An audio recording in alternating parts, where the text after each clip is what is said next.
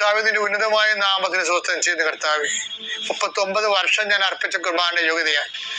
കൃപാസ്ഥാനത്താരെ ജീവനോടെ പ്രത്യക്ഷപ്പെട്ട മാതാവിന്റെ മധ്യസ്ഥത്തിൽ വീട്, ജോലി, വിവാഹം, വെളിച്ചം, വഴികള്, വെള്ളം, ഇങ്ങനെ ഒരു അടിസ്ഥാന കാര്യങ്ങൾക്ക് വേണ്ടി കർത്താവെ വിഷമിക്കുന്നവരുണ്ട് ഈശോയെ.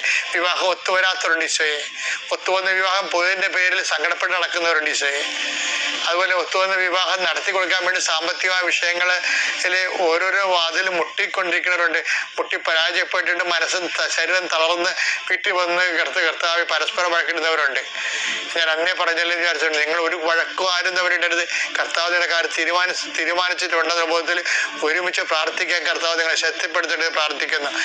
ഭവന നിർമ്മാണത്തിൻ്റെയും ഭവന പുനരുത്ഥാനത്തിൻ്റെയും കാര്യങ്ങൾക്ക് വേണ്ടി നിയമപരമായ തടസ്സങ്ങൾ നേരിടുന്നവരെ സൗജ പ്രാർത്ഥിക്കുന്നു. ഇന്റർവ്യൂവിൻ്റെ ടെസ്റ്റുകളും കർത്താവ് ഒരുങ്ങുന്നവരെ സൗജ പ്രാർത്ഥിക്കുന്നു.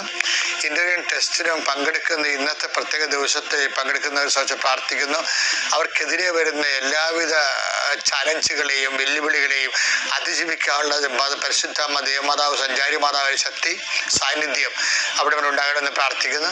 എൻ്റെ കർത്താവിൻ്റെ ഉന്നതമായ നാമത്തിൽ കൃപാസ്ഥാനത്താരെ ജീവനോടെ പ്രത്യക്ഷപ്പെട്ട പരിശുദ്ധയുടെ മാധ്യസ്ഥ നിങ്ങൾ അനുഗ്രഹിക്കപ്പെടട്ടെ.